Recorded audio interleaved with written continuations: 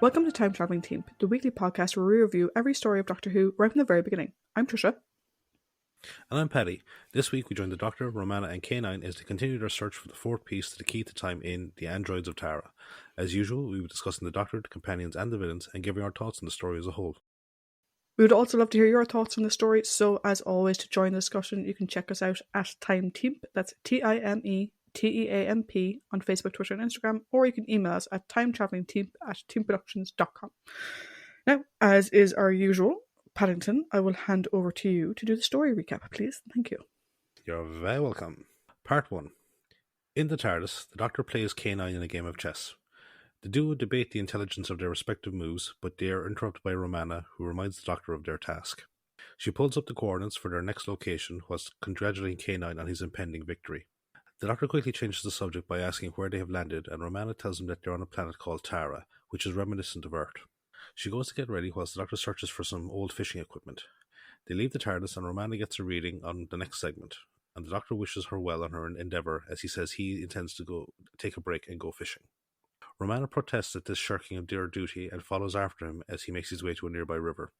He tells her that she is frightening the fish and she leaves, telling him that she will be back in an hour with the fourth segment. She makes her way through the woods following a signal on the locator, unaware that she is being followed by some creature. She eventually arrives at the ruins of an old castle and in the centre of it finds a statue of a knight slaying a dragon. The signal gets stronger at the statue and Romana uses the locator to turn the dragon component of the statue back into the segment of the key to time. She takes it up, but suddenly the creature, which is reminiscent of a bear, bursts out from the trees and prepares to attack her. However, a man in armour wielding a sword appears and drives the creature off before turning his attention to Romana. She thanks him for saving her and asks who he is, which causes him some surprise. She tells him that she is a stranger to the land and introduces herself before saying that she thought that there was no dangerous wildlife on the planet. The man says that he keeps wild beasts in the grounds of his estate to hunt. He then notices the segment and takes it from her, saying that he will give it back to her once he is registered as part of the local law. He finally introduces himself as Count Grendel, Knight of Gracht. He then notices the dragon missing from the statue and says that this could upset the superstitious locals. He then tells Romana that he will take her back to his castle so that he can register the stone and have his surgeon look at her ankle, which he twisted whilst trying to avoid the bear. Back at the river, the Doctor is sleeping when he is suddenly woken up by a pair of armed men. They demand to know what he is doing there, saying that he is in the hunting estate of Prince Reinhardt. The Doctor comments on their swords, which have an electric current running through them, and the older man, whose name is Swordmaster Zadok, asks if he knows anything about repairing androids. The Doctor starts to object, but the other man, Farah, holds his blade on the Doctor, making him reverse his decision. They then make their way to Reinhardt's hunting lodge, where Farah continues to further antagonize the Doctor by burning his scarf with his electric sword. Their argument is broken up by the arrival of Prince Reinhardt. Reinhardt apologizes to the Doctor for his treatment and asks him to help fix an android, offering to pay him a reward for doing so. After a bit of reverse haggling, the Doctor agrees and Reinhardt takes him to a nearby chair which contains an android body missing a face. Meanwhile, Grendel and Romana arrive at his castle and are greeted by his servant Till. Grendel tells him to summon Lamia, his surgeon, and he then carries Romana into a lab full of machinery. Lamia arrives a few moments later and together with Grendel they marvel at Romana's appearance. Lamia asks who did it, but Grendel says that the more important question is why someone did it. He then has Lamia restrain Romana and orders her to disassemble her for parts. A shocked Romana then looks on when Lamia approaches her with an electric saw. However, after performing a closer examination, a shocked Lamia reveals that Romana is not an android. She and Grendel then quickly converse quietly in the corner, and as they do so, Romana takes the locator from her pocket and places it into her sleeve. Lamia produces a syringe, and despite Romana's pleas with her to stop, she injects Romana, who quickly passes out. Back at Reinhardt's lodge, the Doctor says that the android can be repaired, but asks what is it for. Reinhardt then places a mask over the android's face, and the Doctor notices that it is remarkably similar to Reinhardt. The Prince says that his coronation is to be announced tomorrow, but says that Count Grendel will more than likely try to find a way to stop him from being crowned. Reinhardt says that if he is unable to attend the coronation, then he will be removed from the line of succession. Zadok says that there has already been attempts on Reinhardt's life, hence the android. The Doctor suggests that they use the android as a decoy, thereby allowing Reinhardt to sneak into the throne room, but he warns them that Grendel could have prepared for such a tactic as well. The Doctor gets to work, and later he presents a perfect double of Reinhardt. The android then leaves the room, and the real Reinhardt calls for a toast to the Doctor's success. However, they all begin to pass out after they realise that the wine has been drugged. The Doctor staggers for the door, but falls to the ground after he manages to open it, revealing Grendel standing outside. Part 2. Farah wakes the Doctor up at sore point and calls him a traitor. The Doctor expresses ignorance as to what is going on, and Zadok reveals that Reinhardt is missing, most likely having been taken by Grendel. The Doctor goes to check on the android, but Zadok says that it is pointless as the real Reinhardt is in danger. He says that he and Farah will rescue him from Grendel's castle, but the Doctor says that it is a foolish plan. He says that they should instead try and present the android at the coronation, using whatever plan they had to sneak the real Reinhardt into the castle. Farah states his dislike for the idea of an android on the throne, but the Doctor reminds him that it will be only there until they find the real Reinhardt. Zadok poses his concerns about the plan, asking what will happen if the android malfunctions, and the Doctor says that he will double-check to make sure that he is fully functional. Zadok then demands that the Doctor stay with the android at all times, and after some initial protest, the Time Lord agrees when threatened by Farah. He then goes outside and summons K9 using his electronic dog whistle. The robotic dog arrives a short while later, and the two Terrans are shocked by his appearance. One Doctor compares him to an android and kicks it for good measure. Farah draws his sword before the Doctor can warn him and receives a stun blast from K9 for his trouble. The Doctor then asks where Romana is, and K9 says that he cannot locate her. Zadok asks where she was last seen, and after the Doctor tells him where she was headed, Zadok says that she is possibly a prisoner of Grendel. The Doctor tells K9 to go scout Grendel's castle, whilst he and the others take the android Reinhardt to the royal palace. At Grendel's castle, Romana wakes up and once again asks for her freedom, saying that she is of no benefit as a prisoner. Grendel ignores her pleas and instead brings her down to the dungeons and shows her one of the cells. Inside, Romana is amazed to see a woman who is her exact double, leading her to ask if it is an android. Grendel says that the woman is actually Princess Strella, another member of the royal family who's been missing for some months. He tells Romana that he intends to marry Strella so he can inherit the throne and then kill her once his succession is assured by law. Romana asks what he needs her for, and he says that Strella has refused to marry him, so he intends to use her as a replacement. Romana says that she will also refuse, but Grendel says that she won't, and then comments on his luck of having two beautiful wives. Lamia smirks at this remark, and Grendel says that she is jealous as he once showed her favour in the past. He then shows her to another cell, where Reinhardt is kept captive. Romana notices that he is very ill, and Grendel says that she will act as his nurse, ordering his men to hold her whilst Lamia puts a chain on her. Meanwhile, the Doctor and the others make their way to the secret entrance of the palace, and they see that it is guarded by one of Grendel's men. Farah says that he will deal with him, and he manages to sneak up on him and knocks him out with a blow from his sword. They then make their way through the tunnels, where Zadok and Farah explain that they were built during a plague that ravaged the planet, killing 90% of the population. They say that the drive to restore the population levels is what led to the construction of the androids. Back at the entrance to the tunnel, the unconscious guard is discovered. Inside the dungeons, Romana and Reinhardt talk about their mutual acquaintance with the Doctor, with the former saying that he will find a way to rescue them. Romana tells the ill Reinhardt to conserve his strength, and the prince says that he'd rather not give Grendel the satisfaction of dying in his dungeon. Suddenly a pair of guards burst in and take Romana away with them, as Reinhardt watches on helplessly. In the tunnels, Grendel's men catch up with the Doctor and the others, and Zadok and Farah tell him to take the android into the palace whilst they hold off the guards. However, the Doctor can't open the secret door as the handle won't move. Outside the royal palace, the assembled nobles await the arrival of Reinhardt as Grendel's men take up their positions to block off any entrance that he may come through. Kirster, the commander of the guards, tells Grendel that he has disguised his men as the peasants, so that when Reinhardt does not show, they will begin to chant of admiration and love for Grendel. The Archimandrite, the high priest of Tara, appears and says that there is no sign of Reinhardt, and informs Grendel that they may choose him to take the throne in his absence. Grendel, who is a counter for this, says that he will only take it once Reinhardt has been given every opportunity to take the throne. The start of the coronation ceremony begins, and everyone makes their way into the throne room, where they are shocked to see Reinhardt on the throne, surrounded by the Doctor, Zadok, and Farah. A stunned Grendel gives a secret command to Kirster, who then leaves whilst the Archimandrite begins the coronation. The Archimandrite then asks for the android to give his official declaration. The Doctor surreptitiously turns on its voice unit, and the android begins to speak. Once he is done, the Archimandrite calls on the assembled nobles to pledge their allegiance. Everyone is shocked when Princess Strella enters and makes her way to the throne room. She gives her oath of allegiance, but the Doctor suddenly grasps the royal scepter from Reinhardt's hands and clubs her over the head with it. Part 3. Everyone looks on in shock as the Doctor pulls the hair from Princess Strella's head to reveal a hole in the skull showing wiring. Zadok asks how he knew she was an android, and he says that he heard it make an error when she was making her pledge. Grendel demands to know who the Doctor is, but the Archimandrite asks why someone would send an android to the ceremony. The Doctor says that someone wanted to kill Reinhardt, and the Archimandrite wonders who could be behind the plot. Sensing that he will be suspected, Grendel says that he will lead an investigation to see if there are any more androids in the vicinity, and says that he will have his men guard Reinhardt. Zadok refuses, saying that he is the head of the prince's bodyguard, but Grendel's demand to hear from Reinhardt directly, knowing that it is an android on the throne. The Doctor interrupts, saying that the prince is tired, and that as his personal physician, he orders everyone to let him rest. After everyone leaves, the Doctor says that he will need to recharge the android and work on his speech unit. At Grendel's castle, Romana is brought to Lamia's lab, where she is asked about the segment of the key to time. Lamia says that she tried to find out what it is, but it damaged any piece of equipment she used on it.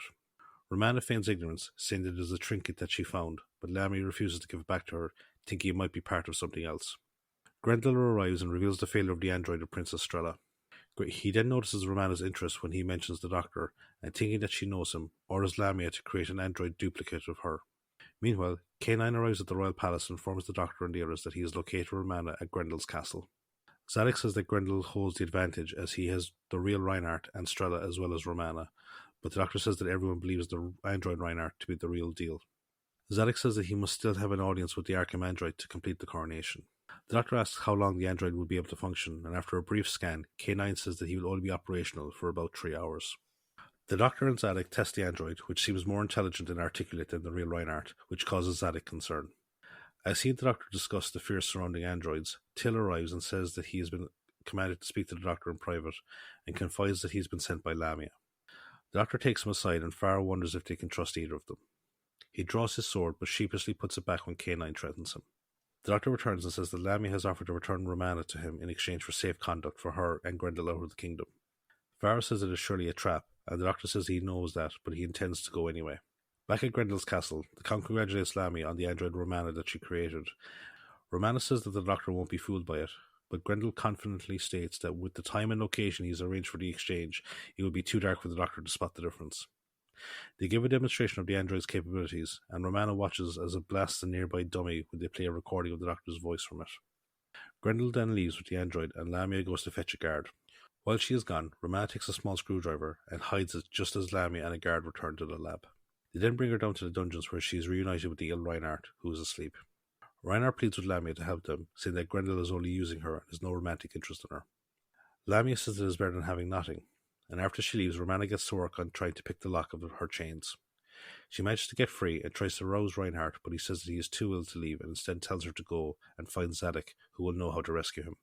They call a guard into the room, and Reinhardt knocks him out with Romana's chains, allowing her to escape. She finds Grendel's horse, and after a few moments trying to figure out how to get it to move, the horse takes off with the guards firing their electric crossbows after it. At the site of the exchange, Grendel and Lamia arrive with the android and a squad of guards. Kirster spreads his men out, and Grendel tells Lamia to take the android with her and to prepare for the Doctor's arrival.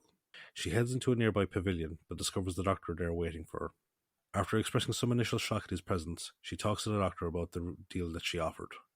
He asks where Romana is, and after he agrees to her terms, she goes to get the android.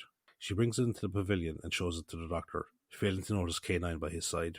While the Doctor goes to speak, K9 warns him, causing him to duck down to ask what is the matter. The android fires at him but misses, and Lamia moves it so he can get a better shot. However, K9 manages to disable it, and Grendel, hearing its cries, orders his men to open fire on the pavilion. Lamia rushes out, calling for help, and is accidentally killed by one of the blasts, leading Grendel to call off the attack. Grendel calls out to the Doctor and swears that he won't be harmed, but quietly orders Kirster to have his men open fire the minute he comes out of the pavilion. K9 warns the Doctor not to go out, but he says that he will be alright. However, he dashes back inside after a series of blasts hit the door around him, and he petulantly calls out to Grendel, calling him a liar.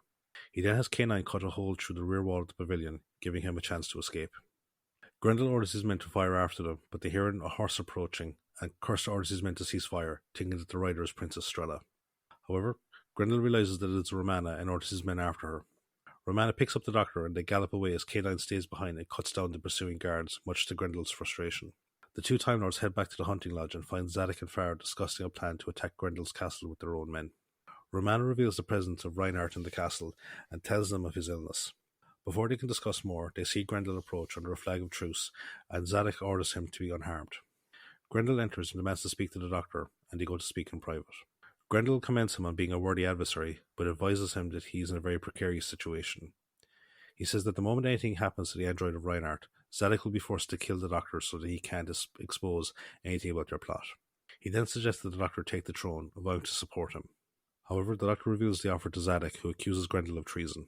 Grendel says that it was only treason so long as there was a king, and throws the spear which had the flag of truce attached to it into the android of Reinhardt. The android explodes, and Grendel uses the distraction to escape. Var goes to shoot him with a crossbow, but the Doctor knocks it from his hand, showing him that Grendel has Romana with him as he flees on horseback. Part 4. Zadok orders his men to pursue Grendel, and Farr admits a begrudging respect for Grendel's audacity and courage. Zadok, however, doesn't agree with his statement, saying that he should have killed him when he had the chance. Grendel returns to his castle and brings Romana back to Reinhardt's cell in the dungeon. He then reveals his plan to have Reinhardt marry Romana, who is still believed to be Princess Strella, and then have Reinhardt killed. He will then marry Romana to guarantee his succession to the throne before killing her as well. He then goes up to his main hall to meet the Archimandrite who he has sent for. He tells him that Reinhardt is sick and close to death and wishes to marry Princess Strella before he dies. He then informs the Archimandrite that after Reinhardt dies he will marry Strella, and as both events will be royal weddings, only the Archimandrite could perform them. Grendel then goes down to visit the real Princess Strella and beseeches her to go through with his proposal, but she refuses, saying that she will never marry him. He then tells her that she had better be careful, as she is now dispensable due to the presence of Romana. He then leaves to go to check on Reinhardt, and Romana says that he is getting worse and needs immediate medical attention. Grendel ignores her and instead urges Reinhardt to keep up his strength until after the wedding ceremony. Both Romana and Reinhardt refuse to cooperate, and Grendel threatens to kill Strella unless they do as he commands. Meanwhile, back at the hunting lodge, Zadok and Farr plan a siege of Grendel's castle, but the Doctor says that it will take too long.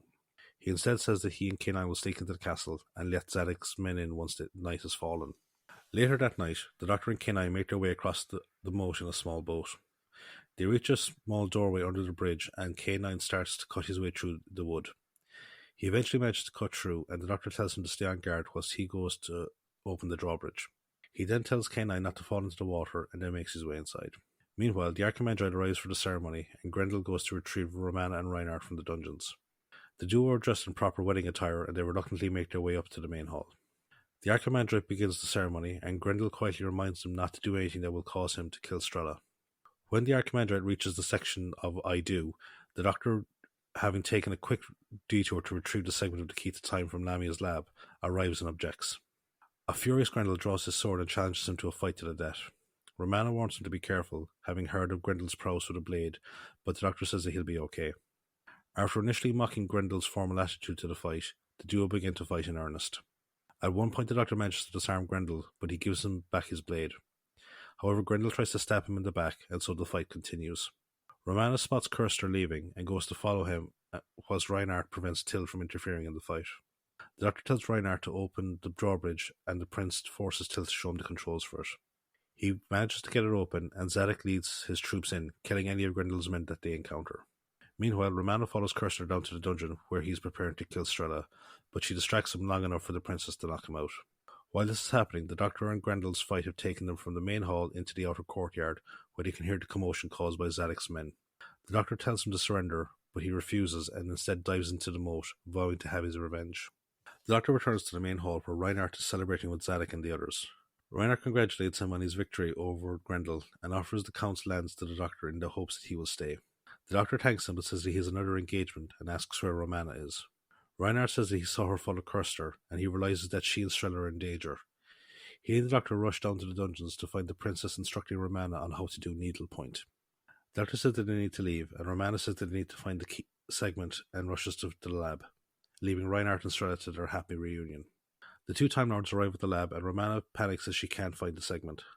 The Doctor tells her to use the locator, and she uses it only to find out that he has it. He chides her for her carelessness and then leads her back to the TARDIS. Romana then asks where K9 is, and he rushes to the battlements to call out for the robotic dog.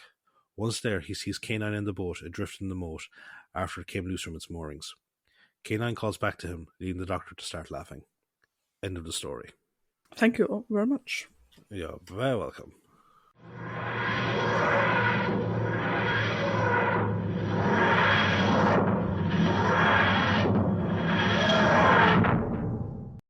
So, I think this is a first where we have a villain vowing to get evening with those meddling kids from Gallifrey. So while we wait for his inevitable but also potentially not inevitable return, we'll just go to the trivia spot. Cool. So the air date for this story is the 25th of November to the 16th of December 1978. The writer of the story is David Fisher. This is story 2 of 4 for David. We discussed his work last week in Stones of Blood, and we'll see his work again in The Creature from the Pit and The Leisure Hive. The director of the story is Michael Hayes. This is the first of 3 stories from Michael. We will see his work again in The Armageddon Factor and City of Death. Michael passed away in 2014. Those of you who are a fan of old cinema and old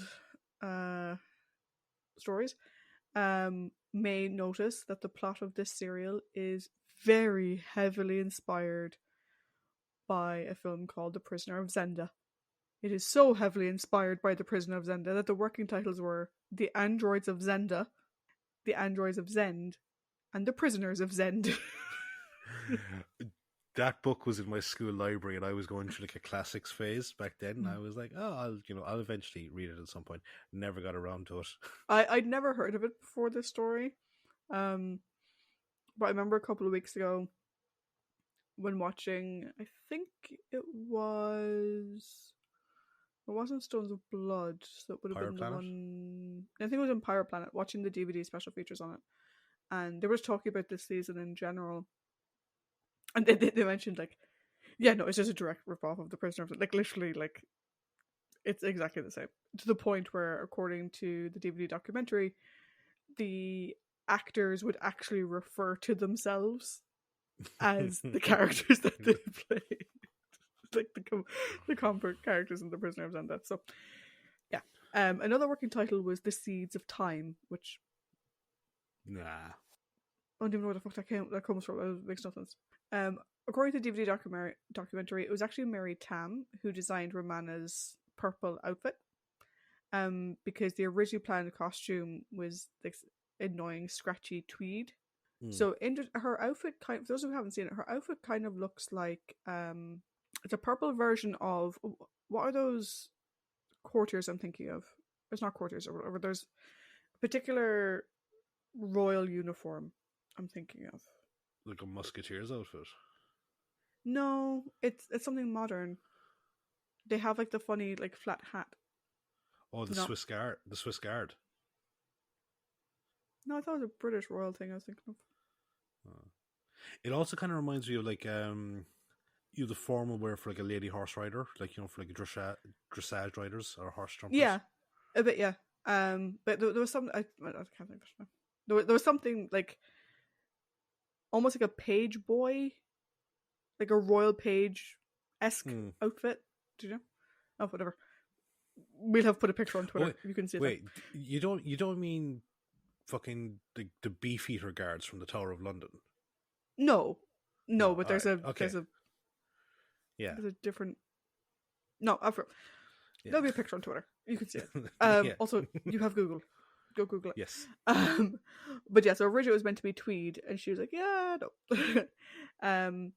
Michael Hayes also mentions that Grendel's horse was actually played by a one-eyed horse called Winston, who performed very well, even though he only had one eye. Another thing that Michael Hayes mentioned was that, at the end, we've got like K9 in the boat by himself. Michael's 14-year-old son, Patrick, was actually the one rowing the boat with K9 in it, but obviously he was hidden, so we couldn't see him. There's a nice sort of running joke, with, the doctor just, at the start of the story, just wanting to go fishing, and that's it. Because when he was first recruited by the White Guardian, obviously he was planning a holiday. And then there's, of course, the ever-running joke of whenever the doctor tries to go on a holiday, it doesn't work out the way he wants. I don't think Sarah Jane ever made it to Florana.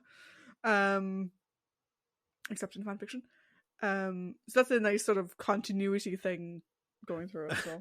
Well, given what the blue planet of Metebelis 3 turned out to be, maybe it's a good thing she didn't turn up on fucking Florana. Maybe it's a good thing that every doctor gets to go to these holiday destinations. Interestingly, so the Doctor Who opening credits usually goes story title, writer name, episode number. That's the usual format. This story was story title, episode number, writer name, which I didn't pick up on because, I'm not going to lie, other than the first episode, I usually fast forward through it after that point. and I only read this on the TARDIS wiki today, so I obviously haven't seen it again, so I can't confirm. But apparently, according to TARDIS wiki, goes out of order for some reason. Mary Tam actually plays 4 roles in this story. Now, she says on the DVD 3, but it's actually 4. Because she has Romana, Princess Strella, the Princess Strella android, and then the Romana android. Mm-hmm. So Mary Tam was somehow like doing like, oh, I have Princess Strella, myself, and the android. I'm like, no, there's 2 androids, my love. Mm-hmm. You did an android of both of them. However, on screen and in Radio Times, she's only credited with one role, which I think is a bit shit. Although I have a funny feeling, although I'd have to look back and check, like when, you know, Patrick Troughton was playing Salamander, and when Bill Hartnell was playing the Abbot, I can't remember if they were billed twice. I think they were. I think they were billed twice. Yeah, so it's a bit of a short shrift. They show he gets billed once for 4 fucking roles. Like, I can get maybe not billing her for the android roles, but like she should have been billed for Princess Strella. And also, it's a bit like if they were like going, oh, we don't want to spoil anything. It's a bit rich of the Radio Times not fucking spoiling anything. Yeah, I mean, if you look at the Radio Times cast listing, it often, just, you know. Then again, when we have episode titles called "The Something Something of the Daleks," do you know what I mean? Like, it's Doctor Who has never been the best at actually keeping things secret. Let's be honest. No. Ugh.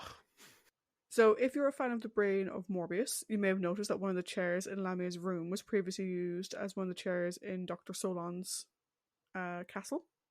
So, a bit of a reuse of props there. Cyril Shops is in the story again. Is the only story to feature him where his character doesn't die.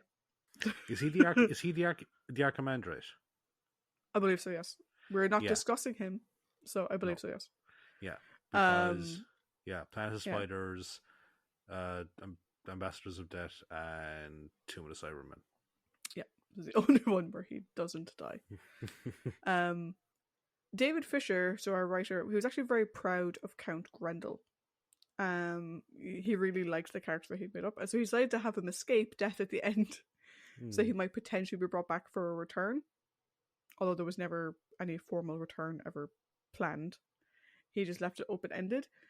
To be honest, I sort of just imagine that, like, K9 clearly shot him. Like,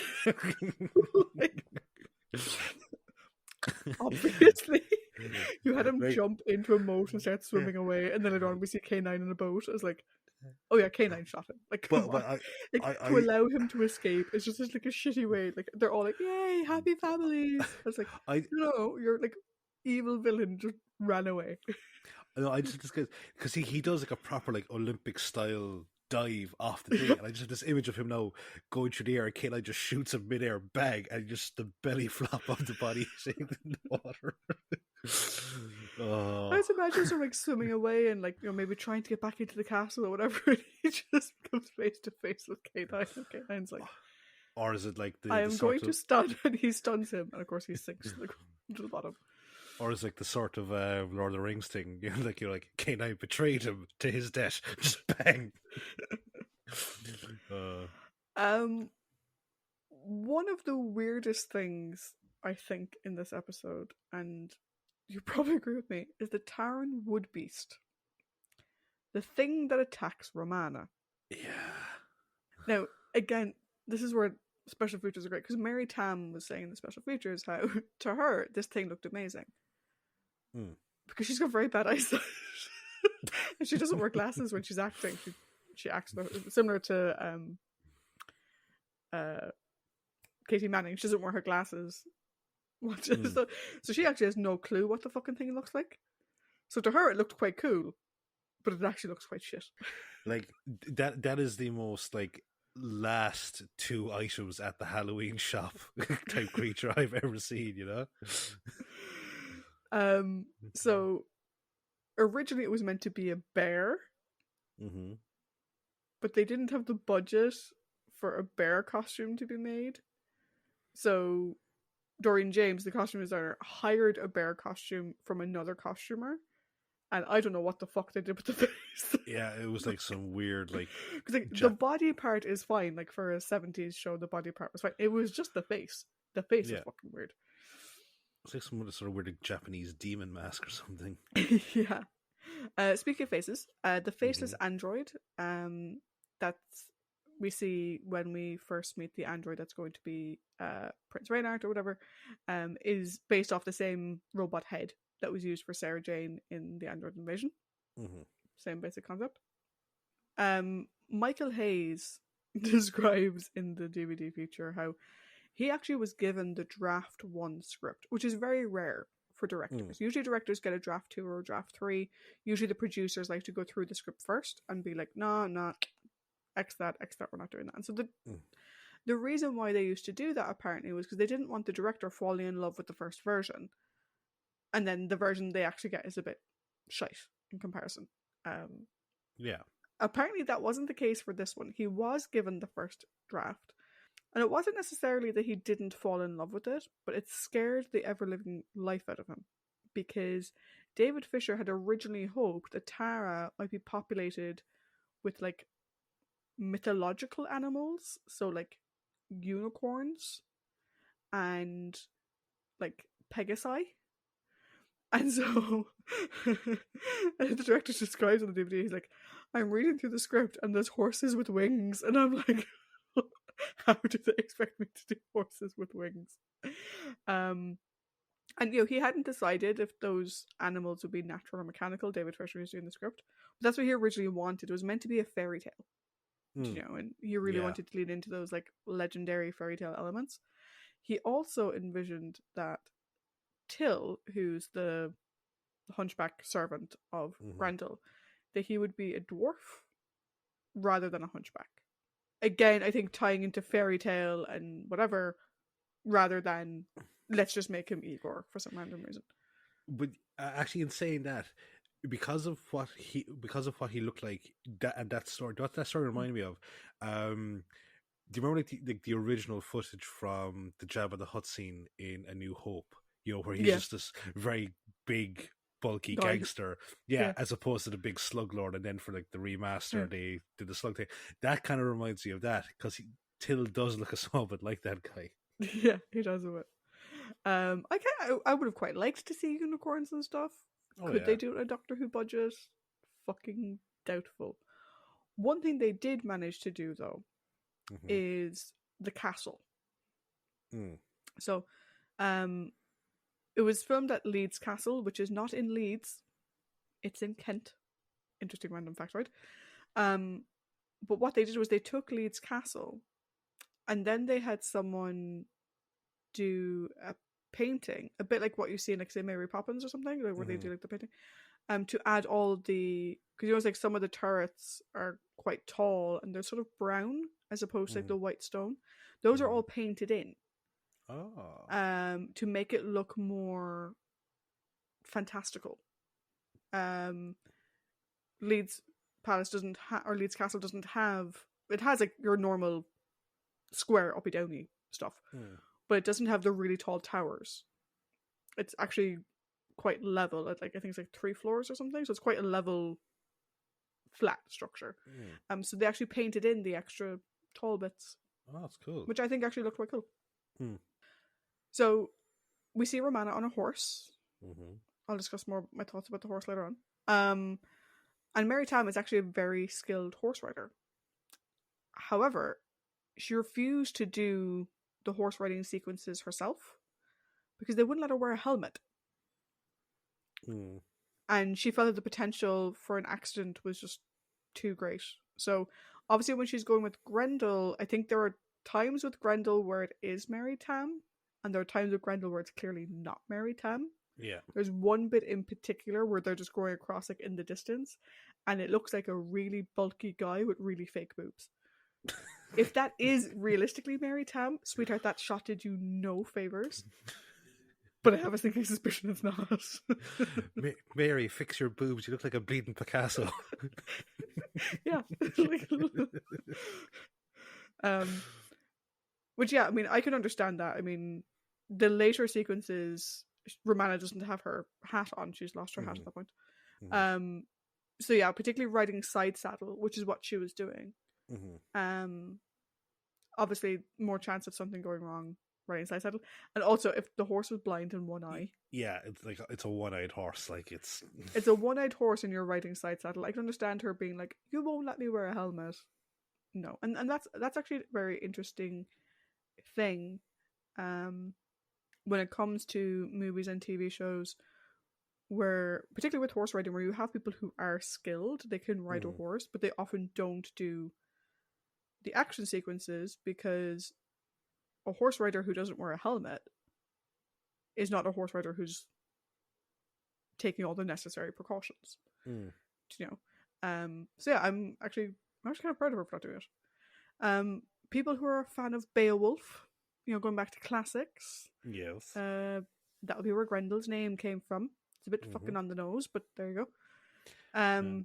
Also, if I'm correct, a Lamia is some sort of demon from, I think it's Eastern European folklore, but I think there's also some kind of Greek component to it as well. I think so now that you mentioned it. Yeah. It's not ringing a specific bell, but it's ringing a bell. There's a bell somewhere in the distance. Yeah, being like, this is familiar. I'm actually just going to check there now because I remember Lamia being the demon from Drag Me to Hell. Okay, yeah, a Lamia is in ancient Greek mythology was a child-eating monster. I can kind of say David Fisher is really big for his ancient connections. Yeah, like we had the same thing last week in Stones of Blood, where he tied in a lot of ancient mythologies and stuff, which was what he was commissioned to do. He was meant to write the mythological stories, as in like the looking back stories. That was his directive. Forte. Yeah. For this one, we mentioned that it's basically the Prisoner of Zenda. That's basically the point. Like, he was literally told, "Hey, do you know the Prisoner of Zenda?" And he's like, "Yeah." He's like, "Can you do that into Doctor Who?" And he's like, "Yeah, no problem." Like, easily done. Like, so simple.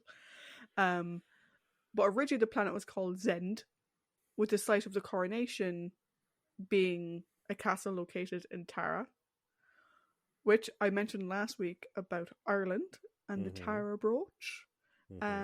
This was a reference to the ancestral seat of the kings of Ireland, and according to mythology, of the Tuatha Dé Danann. So that was originally meant to be the connection to Tara, and then they just called the planet Tara, which is still fine. But I do like the fact that David Fisher, like when he was doing all this mythology stuff, that like he was looking to Irish mythology as well. I think it's quite cool. Which, despite the popular myth from Mystic Knights of Tirnanog, is not within 5 minutes walking distance of Ulster. No. That was a great fucking show. Oh, it's so good. It's like the Irish. If you've never seen it, look it up on YouTube, because the theme tune. Actually, no, there's 2 theme tunes. The original theme tune was a fucking bop. It was fucking brilliant. But it was basically the Irish version of the Power Rangers. Yeah. But like the ancient Irish version of the Power Rangers. It was fucking phenomenal. And then they brought in like the version of the extra ranger who was just a Viking, and he was just a fucking annoying pain in the hole. So yeah. I am still gutted that, unless you have it, I have it. I think I have it. Do you have it? Yeah, because I gave a former friend of ours my copy of the Mystic Knights of Tirnanog, which ironically I got at a Stargate convention in Chicago. I gave it to a friend of ours, but I never got it back. But he lived. No. He was friends with you as well at one point, so I think it may have ended up with you. No, what happened was, off topic, he gave it back to you, gave out about the historical inaccuracies in it. Oh. And then I gave it to you. Then you came to my house and we watched like the first 10 episodes before you left it with me. And we were like, how in the name of Christ could he possibly think that this was historically accurate? The leprechauns are the big giveaway. Fucking hell, like. Anyway, back on point. If you've never seen it, fucking Google it. It's brilliant. Also, originally, the duplicate, do you know the way like Romana was the duplicate for it, was actually meant to be the Doctor. The Doctor was meant to be the one who had the duplicate. But they decided that they'd done the Doctor duplicate several times before, so decided to go with Romana instead. Which I think it works actually better for Romana as a character. I think it works really well. The fishing rod that Tom Baker was using was an actual antique fishing rod, which he inadvertently tossed into the river during rehearsals, and Terry Walsh had to dive in and rescue it. Good man, Terry. Yeah, poor old Terry. Patrick, Michael Hayes' son, had another contribution other than rowing a boat. He also was the one who was making the bushes rustle at the start, which is cool. Hey, you're 14 years old, you're getting to be on the set of Doctor Who. Yeah. Fuck it, whatever. So the filming at Leeds Castle, like, it was largely done at night because it was open to the public during the day. Mm-hmm. But there's a brilliant story by your man who played Farah, that when they were doing the storming of the castle, all 6 of them, they did the scene, and Michael Hayes kept them like, yeah, that was really good. Could you make it look like there's more of you than just the 2 of you and 4 extras? And the lads are like, how the fuck? Like, there is only 6 of us. Like, cool, we'll do it with us. So they do this out again. Yeah, that was great. That was great. But could you do it quieter? Because there was people staying in the castle. I was like, they're asleep, and we don't want to wake them up. So they're like, okay, we'll try to be bigger and more of us, but quietly, so we don't wake anybody. So they do the scene again, and they do it a couple of times. And apparently, Michael Hayes had a bottle of whiskey that he sort of had off the side just because it was cold. Although apparently it was lovely filming, as in during the day. But he had a bottle so people could like warm themselves up, whatever. He came over and he dropped it, and so the bottle broke all over this entryway. And so then they're trying to be this really big group of 6. But doing it quietly, running through a hallway, there's a stank of whiskey. The way your man describes it, it sounds so funny. That just... But actually, Paul Lavers, who plays Farah, he actually got an extra bonus in his pay. Oh. So one of the assistants helped him be like, oh, you're going to get an extra bonus for voiceover work. And he's like, I didn't do any voiceover work. What the fuck's wrong? But actually, the scene where Grendel throws the spear at the android king, Michael Hayes wasn't really sure how to set it up, because obviously you can't throw an actual fucking spear at your mano, and like how to make it work properly and get the special effects. So it was actually Paul who said, well, what you do is you do like a 2/3. So you do 2/3 and then you lock it, and then you do the other one. And apparently that's what they used, and that was great. And so they were like, oh no, that was for helping Michael with the shot. He also did a lot of the fencing training with Tom and the gentleman who played Grendel, except that Tom didn't want to do it because Terry Walsh, who would usually choreograph that kind of stuff, he was busy on another project, so he couldn't be in rehearsals. And Paul had done swords, like he'd done fencing, so he was helping choreograph and train the guys on how to do it, and Tom just kept like blowing him off, which is a bit sad. Like, it's a bit unfair. And I actually just like, I thought that fight was actually really good. I have thoughts on it. Okay, we will get to those later. Last thing before we go on to our cast, we mentioned the boat. So boat in the dark, robot dog, 14-year-old boy staying hidden as he's rowing. The sound recorders fell in the moat. For fuck's sake. If nothing else, this story sounded like a fucking hoot to work on. It did. If nothing else. Actually, okay. Before we go on to the cast, one thing I want to call out, I was like, I thought, obviously with the exception of the one that she made for herself, I thought the costume design on this story was really, really good. Yeah, I thought it was really good as well. It was really interesting. I know that, like, again, Paul Lavers, a lot of the documentary with Paul Lavers, who plays Farah, he wasn't a big fan of his hat. Which is why at the end of every sequence he would take the hat off when they were on location. So when they got to studio filming, and they're like, okay, time to put your hands. Oh no! If you actually look at the location work, I took the hat off, or vice versa, whichever one they did first. He's like, I actually took the hat off, so for continuity, I'm actually not meant to be wearing the hat.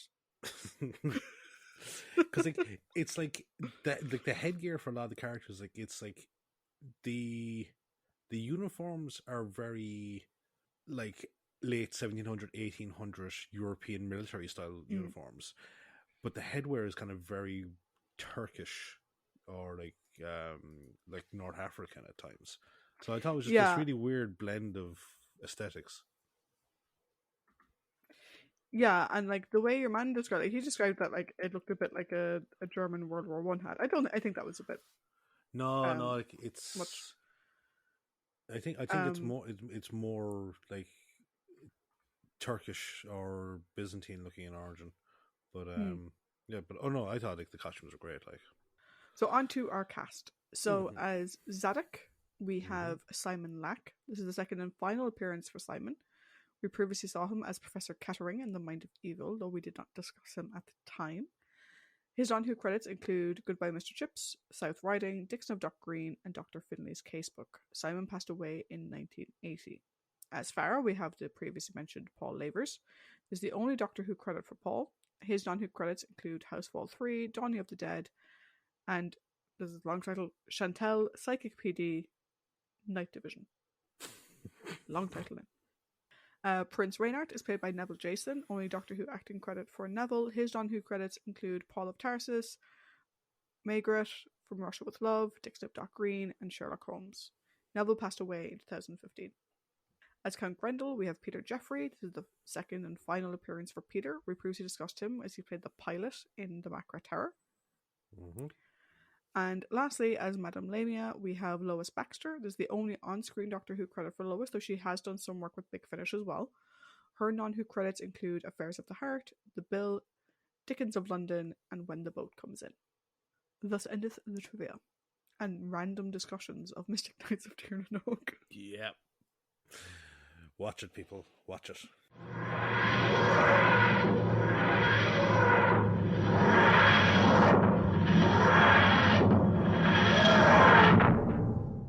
So, thank you very much for the awesome trivia, as always. And you're welcome.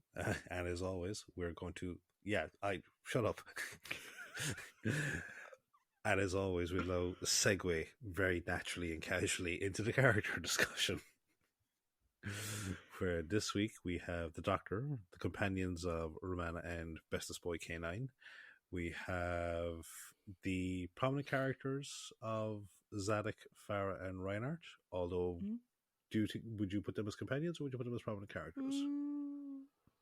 I wasn't sure. I think prominent characters probably makes more sense. Probably, yeah. And then we have the villains of Lamia and Grendel. So, as always, we'll start off with the Doctor. And so, Trish, tell us what your thoughts are on the Doctor. So I actually really like the Doctor in this one, for the most part. He does everything you would expect the Fourth Doctor to do. Do you know? If you think to previous stories, so Braid of Morbius, for example, this idea of fuck it, I'm not doing it. I'm gonna sit here. Or in his case, I'm not going fishing. Fuck them. I'm taking a day off. It is very Fourth Doctor and like not putting up with being someone else's puppet and whatever. So that's very true to him. But also like he has his whimsical moments. He has his humor. We have him getting indignant over apparently little things like his scarf being burnt. I do love the fact he's like, if you keep burning my scarf, you will have to kill me because I'm going to beat your ass. Like, but at the end of the day, he is dedicated to his companions, and again, we're really seeing over the last few stories his care for Romana is like it's genuine. Even though he sort of plays it off that like, oh yeah, she was fucking forced to be here by the Time Lords or whatever. He does care about her, which is good to see. I wouldn't say he has amazing chemistry with anyone, but it's not bad either. It's just normal. I would have loved to have more scenes with him and Reynard, though, because I thought they did have really good chemistry, but they only have like 2 scenes together. Mm. So I would have been curious to see more of him with the real Reynard, because I thought they got along quite well together. And Zedek and Farah were fine. Like, he got on grand with them, but it wasn't anything amazing. The fencing scene with Grendel. Yes. Okay. So, I think the latter half of the fencing scene was very good. The beginning of the fencing scene was fucking shit. All right. It was just shot poorly. There was no music. We had all these random cutaways to the other characters reacting, and it was just, it was very poor in my mind. Now, the later part, when they're actually on the move, that was good. Like, down the corridors and stuff, that was very good. All right. But when they were in that room, it was just very slow, and it just seemed really badly shot because it went on for ages, and there was no music, there was no build up to anything, and I was just like, okay. Also, I was initially confused because the Doctor seems like very weird with like the whole idea of fencing. I'm like, he knows how to use, like, he knows how to fence, he knows how to use his sword. This guy used to be John Pertwee. He knows how to do this. And I chalked up to either 1, him trying to lull Grendel into a false sense of security, or 2, Tom's body doesn't remember how to fence. And as he's doing it, he's like, okay, cool, I know how to do this. I prefer option 1. But I think option 2 is also manageable. Do you know? But I found it a little bit weird that he was sort of playing it up like he didn't know how to use a sword. And I'm like, you do, though. You do. Like, we have seen it before. One thing I find amazingly interesting, though, about the Doctor in this one, and Tom's performance in particular, is we discussed last week how Tom did not want to do the scene of the duplicate Doctor pushing Romana off a cliff.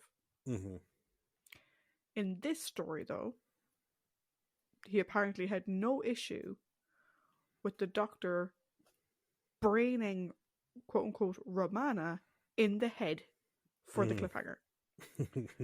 Like, obviously, we all assume it's an android. Yeah. Right? But kids at the time may not have made the connection. Hence why it was a cliffhanger. The whole point of a cliffhanger is to leave you hanging until next week.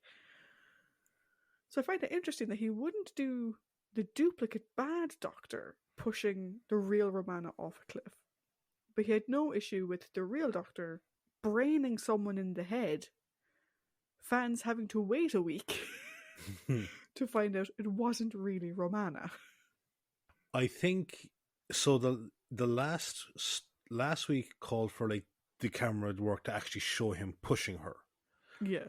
Whereas this is he strikes out of frame. So maybe that might... but like it's obvious he was aiming for her head. But like that, no, that's the only distinction I'm making between the two. Like, and that's why the only distinction they were making between the two. But yeah, it's still a bit.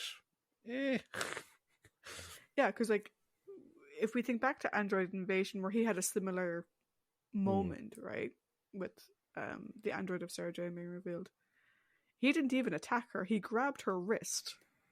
And then she threw herself on the ground and her face fell off. Actually, do you know what it might be? Is that narratively, we know that that's the Doctor. Whereas in Stones of Blood, because we don't see the transition of the Doctor moving from where he was to where Romana is, it's like, has he been taken over? Is he evil? Whatever it is. Whereas like we know that this Doctor is actually, oh no, he's the legitimate Doctor, so he obviously has a purpose. But we don't know for certain that isn't Romana. Or that isn't a real person. Because he just steps forward with the scepter and just swings it down like an axe onto this person's head. And you're like, holy fucking shit. Like, again, I made the natural jump to, it's clearly an android. I'm sure you did as well. I'm sure most of what you did. But, like, young kids may not have made that leap. It's a bit fucking much. but that's more of a Tom thing than a Doctor thing. And I only mention it because Tom was so adamant last week. Yeah. To not have the Doctor being seen attacking Romana. Mm-hmm. That here we have the exact same actors in a reverse situation where Romana is the fake and he doesn't have an issue with it. Yeah. Just seemed a bit odd. Overall, though, like I said, this is Fourth Doctor through and through. You know, a little bit of lightheartedness, bit of seriousness, lots of fun with K9. Very, very good. I just think that bit was weird, and I would have liked to have seen more of him with Reinhardt. How about you? So first and foremost, don't laugh at K9, you prick. Like, bear in mind, you're going to be the one that will have to repair him if he falls into the water. So I agree with you. Yeah, like Tom is like continuing this run of bringing the Doctor back from what made us fall in love with him in the early seasons. Like even the start of it kind of reminds me of like the Pyramids of Mars. You know, the whole I walk in eternity. I don't want to be beholden to all this type of like I don't want to do the thing. But like throughout the whole story, it is like pure Fourth Doctor, like the funny faces, the buffoonish antics, and also the genuine concern for the companions. And I think that's definitely shown when, at the very end, when he's like, "Where's Romana?" and Reinhardt says, "Oh, Kirster went down to the dungeons," and he realizes that they're in danger, and the Doctor just cries out, "No!" There's genuine concern there, which is great. I'm going to disagree with you on two things. One, I thought he actually had great chemistry with Grendel.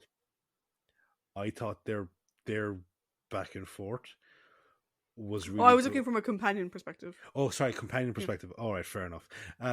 Yeah, but no, you're right. No, go ahead. You're right. Yeah, about Grendel. yeah. No, I know. I'd agree with you. So in that case, I do agree with you. But his Tom and his name fucking escapes me. See, I always get him confused with another actor, John Neville. Do you mean Peter? Peter Yes, Jeffrey. Peter. Grendel. Yeah, Peter Jeffrey. Yeah. I always get him confused with another actor called John Neville, and that's because they're both in the Adventures of Baron von Munchausen. But sorry, their chemistry was really good, and it actually kind of gave me vibes of Pertwee and Delgado at times. I can see that. Which then kind of leads to the sword fight. So I am firmly in the option one camp. It's the Doctor playing up the fact he's going into the buffoonish persona that Grendel perceives. I personally really enjoyed the fight scene because the lack of music, I think it added a sense of intensity to it. And it also added a sense of realism in the sense of, like, we're so used to swashbuckling movies where it's like, these big dramatic, like, back and forths and like upstairs, downstairs, like all this type of thing. Whereas I suppose in realistic standards, a lot of fencing is that sort of like feeling the opponent out and gentle touches and back and forth. Yeah, I have no issue with that. I just think it went on a bit long. Oh yeah, no. Oh, don't get me wrong. The fight scene did go, the fight scene did go kind of long. I was like, kind of going, like, this is like what 3 minutes of like we're not getting into the indulgence of like a John Pertwee fucking chase sequence, but like it is going on damn fucking close. Like, yeah, it is getting into a small bit longer than we would have expected most Doctors' fight scenes to be. And I actually have a question for you. So he disarms Grendel, and then he kicks the blade back over to him, and he turns his back. But then when Grendel tries to stab him in the back, he seems very angry and surprised. So I'm wondering, like, were you trying to be a gracious winner and give him back his blade in defeat?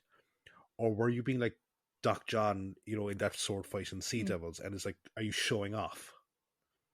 I don't know. I honestly can't tell which it is.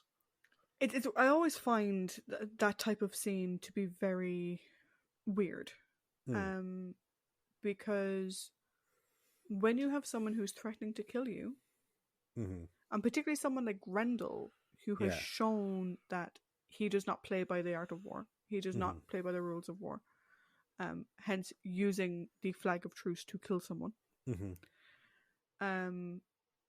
This whole idea of,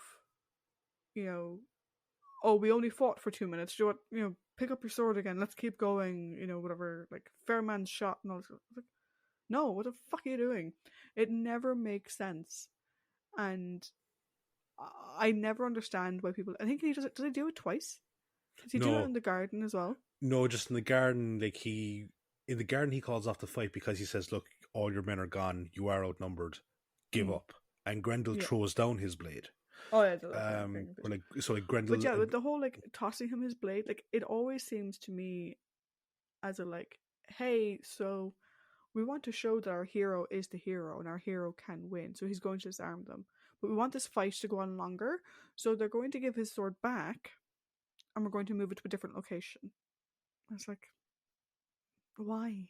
Yeah, like Why? it's Like, yeah, it's either you disarm him and give him the blade back because you don't want to kill an unarmed person, or you disarm him and you've lost. Like, yeah. and it's the surprise attempt to being stabbed in the back is like going. That's what's throwing me. It's like, were you showing off, or did you legitimately give him back his blade and try to be like, okay, he surely knows that I can beat him? But also, but like this is about like why give him back his blade in the first place? Yeah, but is like, it a sort of? But is it like just a? Like, because he with John's if he's going for the whole I can't kill a man who's unarmed, then you should be re-engaging immediately with the fight, which he didn't do. Or if tell you're going him for, if you're going for you've lost, here's your blade back, you know, accept defeat, then have the others come in and fucking arrest him. Don't give him back his blade when there's no one else moving in to support you. That makes no sense. Vocalize. Yeah. It was a strange one, but for the choreography, I that's why I was saying for Paul, I thought like the choreography was really good, you know. Except my thing of it was, I think the bit in the throne room or the the courtroom or whatever, I just think it went on a bit too long. They needed to move out into the castle proper sooner, I think, because it was going on for so long. They were cutting to all these stupid reaction shots from people, and I'm like, the reaction shots are adding nothing. Like, do you know? And it's like, okay, move on. Like, get them out of this room. Get them moving. Like the advanced retreat is obviously, like I said, that is fencing. That is what fencing form is. But like, this is a swashbuckling story. Like, this is a fairy tale. It's a fantasy. You're going to have to fight down the corridor. Just fucking get to it already. Like... Yeah. I think in the scope of a 25-minute episode, that sort of length does eat into the narrative. In a movie, that would be, I would say that's an appropriate length for that type of fight. But for a television episode, it does kind of eat into it a small bit. It would have been either have the realistic fight in the courtroom and then have that be the end of the single combat, or as you say, move straight off down the bat. But overall, although I will admit that I did like the whole thing because it gives me swashbuckling vibes, and but and again, I think we'll talk more about the dynamic between the two when we come to Grendel himself. But no, I thought I liked Tom in this one again. Like, we've got a nice consistent run, which is great. I agree. We now have our companions of Romana and K9. So who do you want to go with first? I will go with Romana first, as per usual. At the start of the story, I was really looking forward to Romana taking charge. You know, we got Romana landing the TARDIS. We have Romana being like, okay, I'll be back in an hour. You be fucking... Like, she's taking off, doing it on her own, which is great. I was then quite surprised when not only did she not understand what a horse is or how a beast of burden works. That was fucking stupid. Was essentially the damsel in distress for most of the story. Like, she has a daring escape at one point, which is really intelligent. She takes the tool, she pops the lock, she tries to get Reynard out. She has this cool plan. She manages to escape, only to be recaptured like 5 fucking minutes later by going into a back room on her own. For no reason. With no guard. And no one keeping watch. It's as if they only had her escape because they realised they had a plot hole where how were our heroes meant to know where the real prince was? that the real prince was even still alive. Mm. And the only way to solve that plot hole is to have Romana come and tell them. But then they need Romana to still be captured so she can be fake married off. So they have to recapture her again almost immediately. In silence, without her screaming for help once. Which, like, what? It's ridiculous. On the other side, though, I do like how we got to see more of Romana's heart, I think, here. Like, Romana, like, in the first story of the season was quite cold. Hearts, yeah. Romana in the first story of the season was quite cold. She kind of had the Ice Queen persona and whatever. But here we see that not only does she clearly care for Reynard, she takes good care of him, advocates for him, wants to do right by him. But, like, she's willing to go through with the fake wedding in order to keep the princess safe. And I don't think the Romana we met in the first story would have necessarily done that.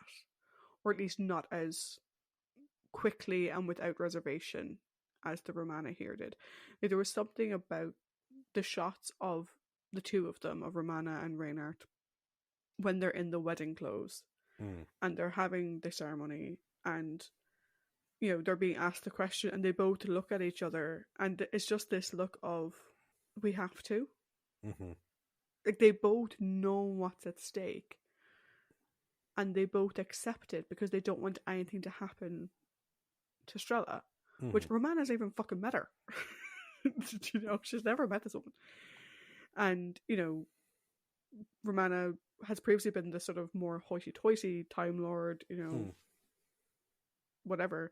So to see her caring for these people and offering up herself to protect others is great to see, and I loved that bit of it. I just wish there was less damsel in distress built around it. What I will say, though, is Mary Tam is fucking phenomenal in this. Like, there's a clear difference between Strella and Romana. There's a difference between android Strella and real Strella. There's obviously a very clear difference between android Romana and real Romana, because android Romana is literally just it's literally stuck my mic over. Is literally just a blank slate that doesn't emote or even speak. But I think Mary Tam did a great job at making those characters distinct, and I love the sequence at the end. Now, it's, again, fight choreography was a bit shit in my opinion. Oh, that was terrible. Her attacking your man with the painting and the other Romana hitting him in the head with the pot, and he's just there being like, huh? I'm like, but he acts dazed from getting hit over the head with a fucking cloth tapestry. Like, the guy's just got a glass skull. Yeah, that was badly done. But I love at the end Romana learning how to embroider. And actually, we're not going to talk about Strella, but I do want to mention something since we're discussing Romana. Did Strella give you Penelope vibes? And by Penelope, I mean like Penelope and Odysseus vibes. Yeah, I see where you're going. And yeah, there is an element of the tactful tactful wife, or the tactile kind of prisoner type thing going. Yeah, and just because we constantly see her working on this tapestry, it just reminds me of Penelope saying like, "Oh, I can't marry you until I finished the shroud," and spending 10 years making and unmaking the shroud. I don't know if that was intentional. Knowing David Fisher, maybe it was. David Fisher, yeah, absolutely. Like, there could have been. But literally, as soon as I saw her on screen, and it's like, oh, I was like, this clearly has to be a callback to Penelope and Odysseus. Like, it has to be.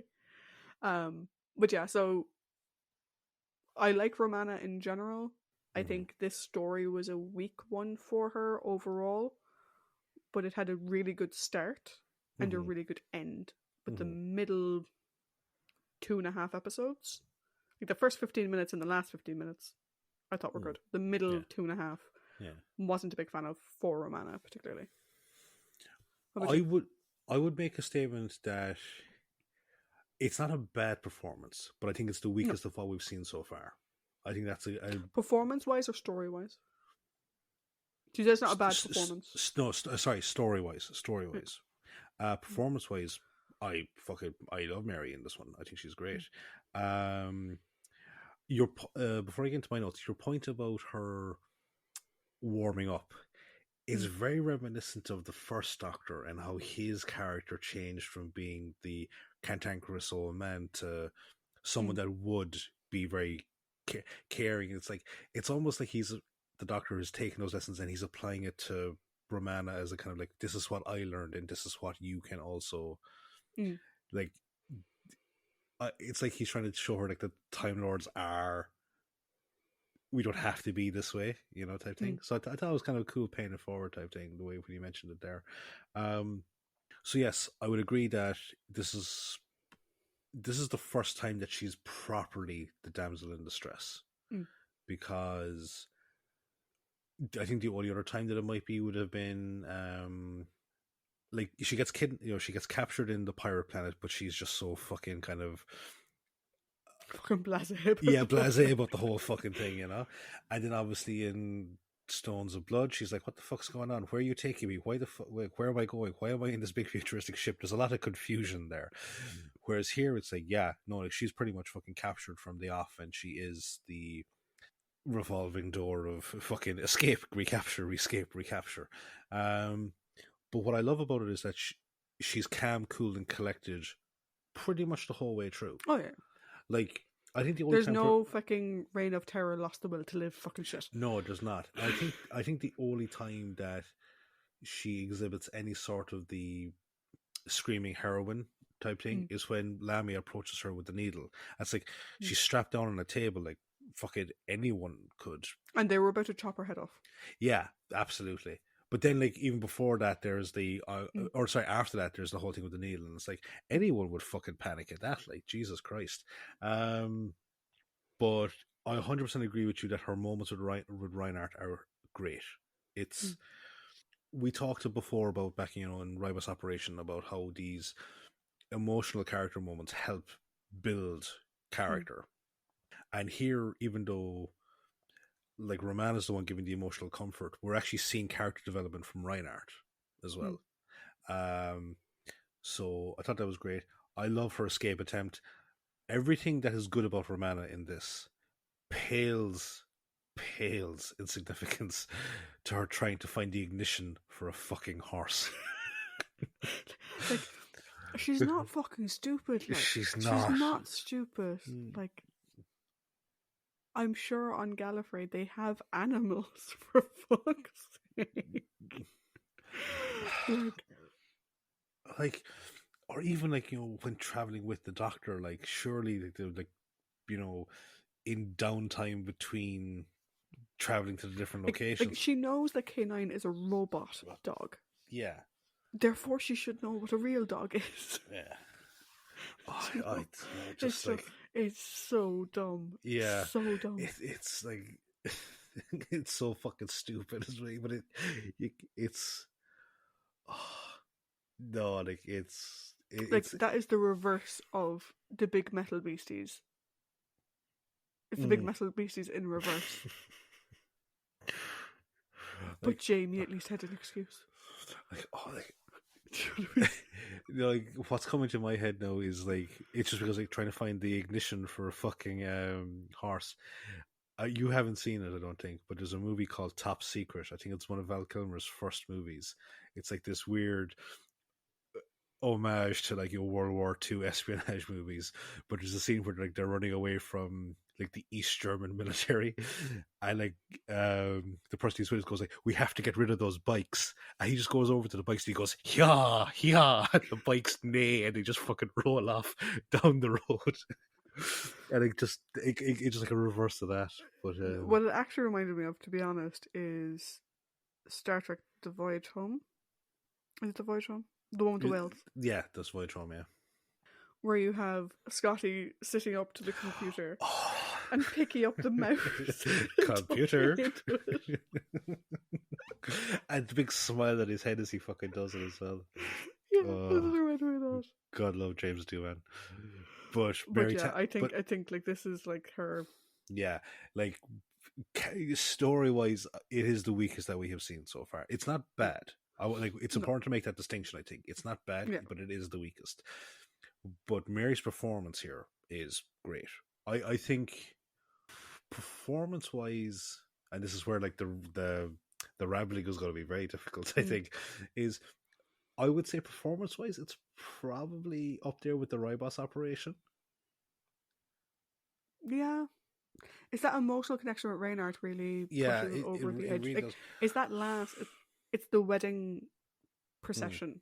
Mm-hmm. That bit in particular, like Mary playing multiple characters is great, Mm-hmm. but I think it's that wedding sequence in particular. Yeah.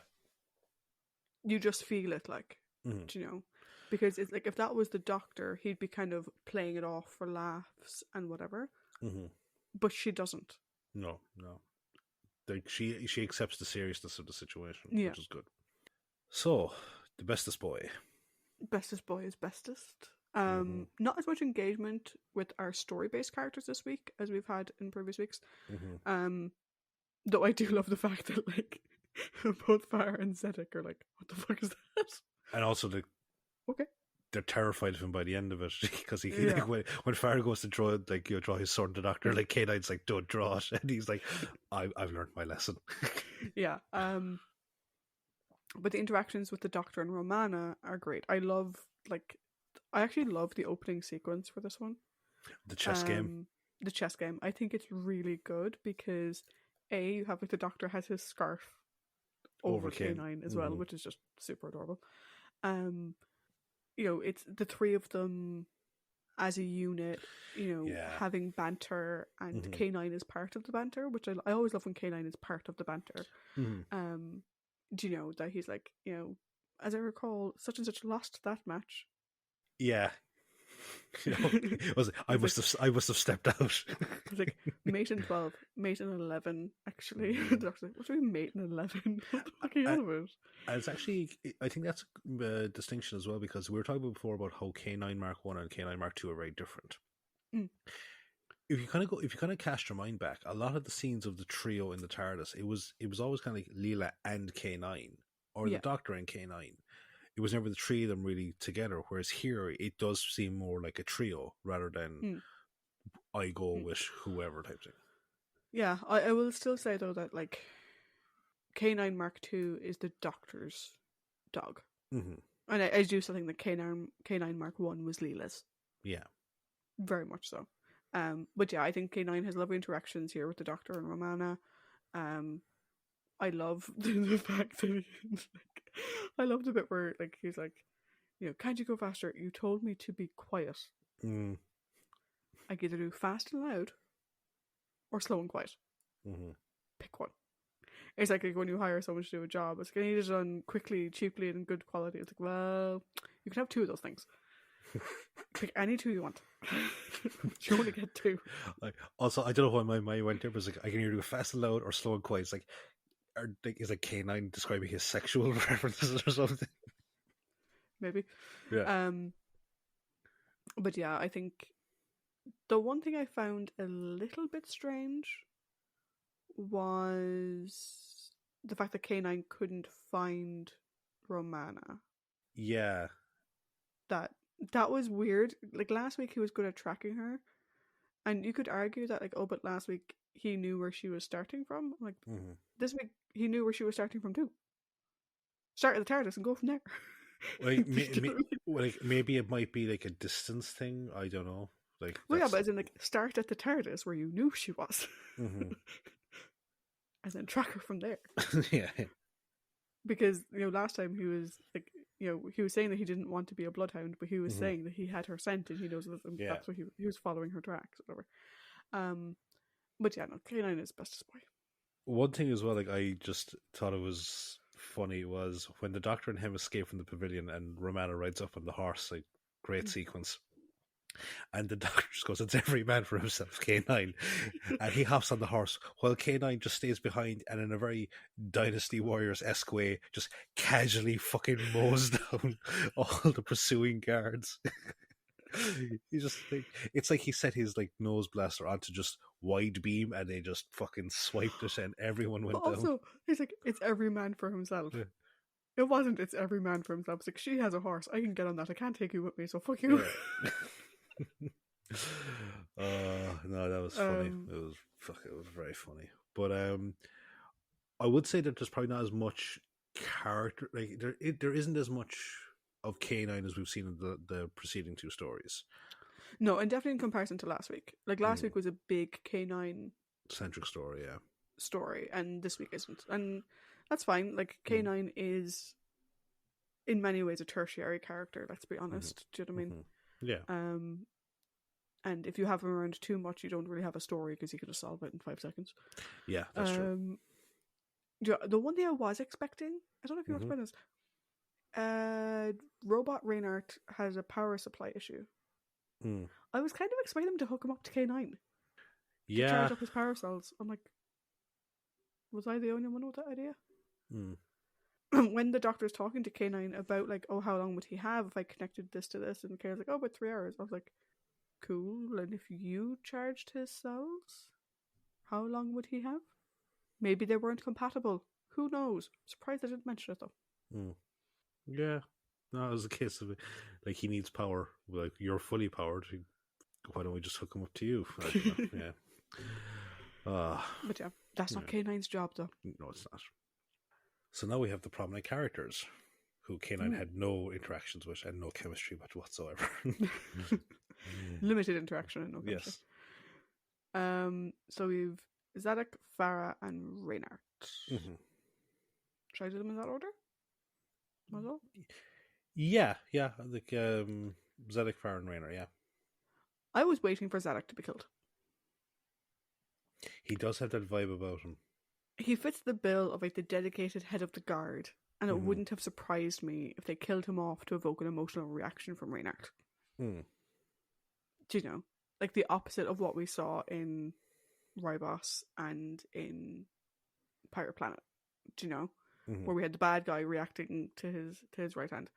I was sort of waiting for him, like, he was sort of like the Bart and Selmy. I was sort of waiting for them to kill him off to evoke an emotional reaction. Because here, all the good guys live, which is a rarity. Good, yeah. But it's rare. Do you know what I mean?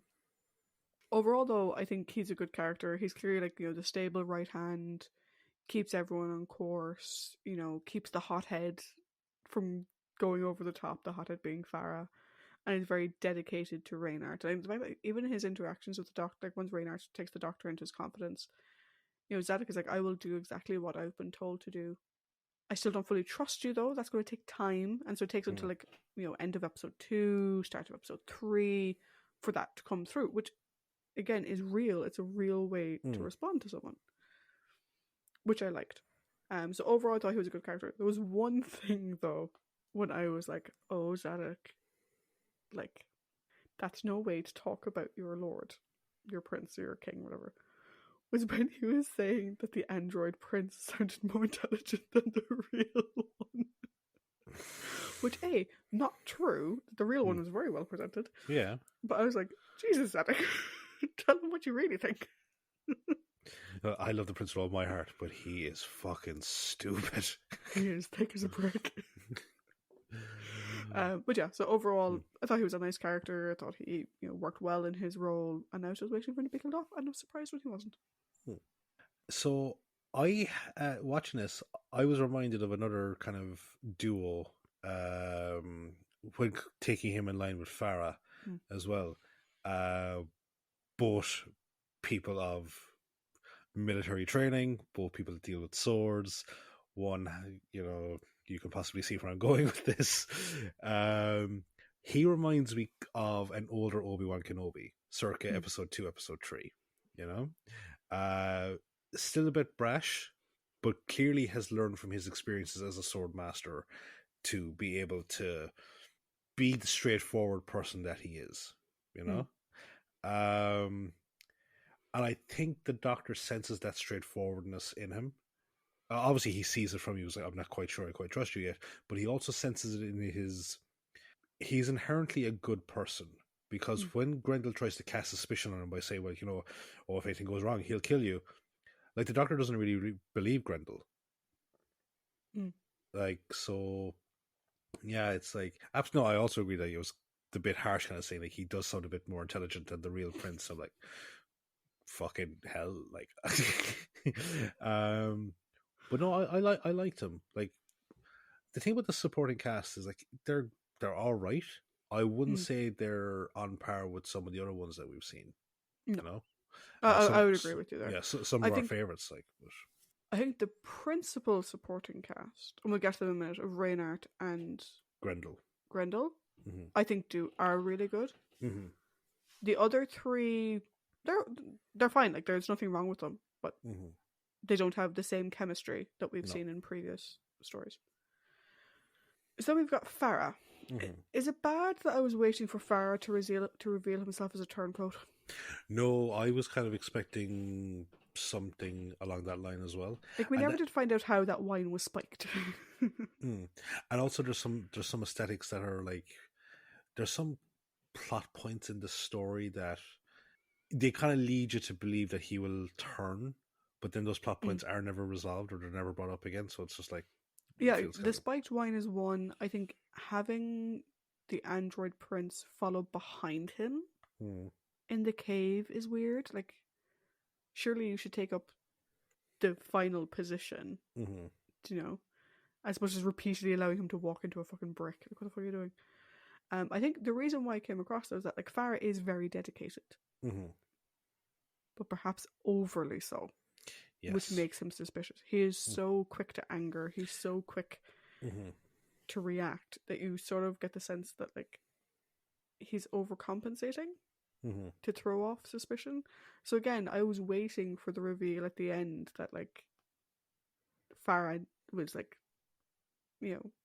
giving information to Grendel or something. It never came, and I was kind of like, okay, maybe in a four-parter that type of reveal wasn't needed. Mm. Maybe in a sixth he would have been, Yeah. the turncoat or whatever. But like literally, like from almost the first interaction, I was like, this guy's shady as fuck. Oh, hugely, hugely. But I think that kind of keeps in with the aesthetic I have in my head of, like, Anakin from like episode 2, episode 3, because like, he is very quick to anger. He Mm. is very like, let's do this, and let's, like, he's all action orientated. Like, I know he does mellow out by the end, and I get the impression that Zadok took him aside and went like, "Dude, chill the fuck out." But to your point about him like being shady, and like he also kind of like, he expressing his admiration for Grendel, it Mm. is kind of like, the Anakin Senator Palpatine or Chancellor Palpatine type relationship, where it's like the Chancellor's a great man, fuck it, no, he's a complete cunt. Oh shit! Shit! I said it. I finally said it. I finally said the, like, 101 episodes in the word. Have we not said that word before? No, I've made a conscious effort not to say that word. Okay. In fairness, people's reaction to that word differs per country. Yeah, So absolutely. For those of you that it offends, I'm very sorry. Um, but yeah, so it does. Yeah, it does remind me of that relationship. mm. But also him getting scolded by K9 is hilarious. And then So, we have Reynard. I mm-hmm. actually really liked Reynard. Mm. We don't really get a good feel for him as a leader per se, because he kind of comes across like he's a leader in hiding, who needs to wait for the right moment to reveal himself, because he'll be killed otherwise. So I can't really speak to that, but he seemed like a good man, which is the important part. Mm-hmm. Like, Romana had a chance to escape, Mm-hmm. and she's trying to free him too, and he's just like, no, don't. And not only did he say no, don't, he stayed chained up. Mm-hmm. He didn't even let her unchain him. Mm-hmm. Like, he could have been lying in there with no chain on, but he kept the chain around his neck while she escaped. The way he is with the doctor, that he's like, oh, about androids, great. You know, if you fix the android, then you're free to go. If you can't fix it, then that's fine too. Yeah, no harm, no foul, no issue. Like, he's very true to his word. Mm-hmm. I was really happy that we didn't have any scenes of him flirting with Romana, like when they first met, because when they first meet, we don't really get an indication of what exactly the relationship is between him and Strella. Mm-hmm. It can kind of be assumed, but we don't really get told. Though obviously when Grendel later threatens Strella, we can see that he's very much he very much cares for her, and obviously at the end they kiss and we can see that they were whatever. But like, so even though his relationship with the princess is, in my opinion, underdeveloped, like no one mentions the fact that he cares greatly for her at any point in time. It's good to see that he is still dedicated to her. And it's to her, not her looks, because Romana looks exactly the fucking same. Yeah, it's the person. It's the person. And again, there is something, like there's certain scenes in Doctor Who that don't have any dialogue.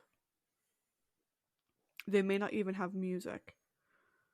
Just the way they're performed and filmed hit just right. You know, I'm thinking back to Harry with the fucking pitchfork, right, which I think did have music, but like there's some scenes in Doctor Who that just get you. Either they get the fear, or they get the laughter, or they get whatever. Again, Romana and Reynard walking to their doom essentially because they know what's coming next to save someone that, let's face it, wasn't going to live much longer anyway. Like Gellert, it's not Grindelwald. Grendel wasn't going to keep her alive forever, let's be honest. Her life was on a very short timeline anyway. But the fact that they would do it to prolong her life and to forego her any pain even a little bit, and again, it's the looks on their faces and the way the two of them are together, I think is brilliant. I thought that was fantastically acted. I thought it was subtle in setup. I thought it worked really, really well. And he's the type of character, like, I would love if we went back to Tara at some point and met up with the two of them, as in Reynard and Strella. Yeah. Because I think he's a really interesting character. He's really charismatic. Do you know, he... I'm trying to think who he reminds me of. And somebody, I can sort of imagine him being like, if we were to like remake the story today, he'd be like Antonio Banderas or something. You know? But he's very charismatic, and you just sort of trust him. Yeah. Which is nice. Do you know, when you compare him to Grendel. Or just actually because I watched a bit of it again over the weekend, Tenoch Huerta, the guy that plays Namor in Wakanda Forever, like he's incredibly charismatic. Like, no, granted, evil charismatic, but you know, you have to have some basis of charisma to be able to pull that off. Yeah. Like, I'm going to give a slight spoiler into some of my overall thoughts, and actually into my thoughts on Grendel in a second, but like, you can see, I need to scroll up again. Fuck, I keep forgetting them.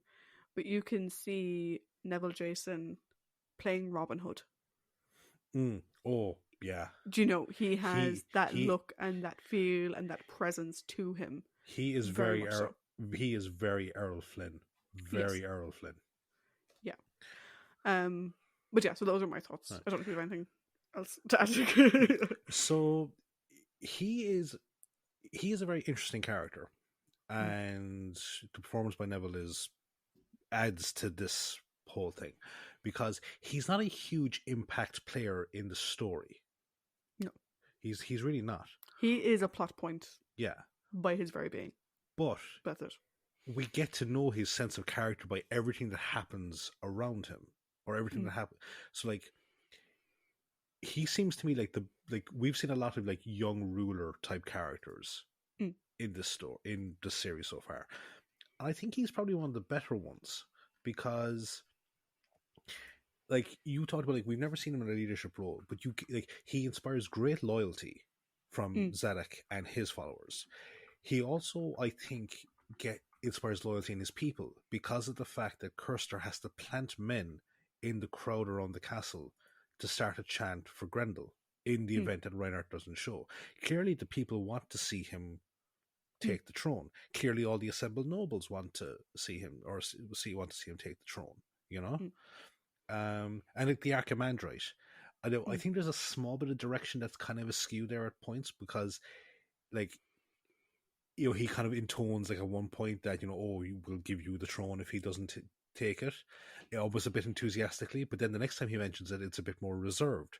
And yeah, I think with the Archimandrite, it was more a case of I sort of get the feeling that like Reinhardt hasn't been seen, in a while, for a long time.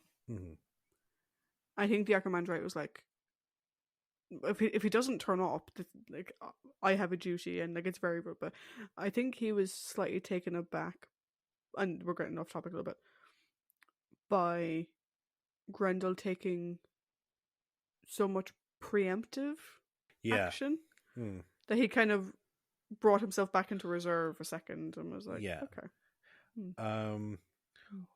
But back to Reinhardt, I think stuff like that actually indicates that he will be a good ruler. So you get a sense of that about him.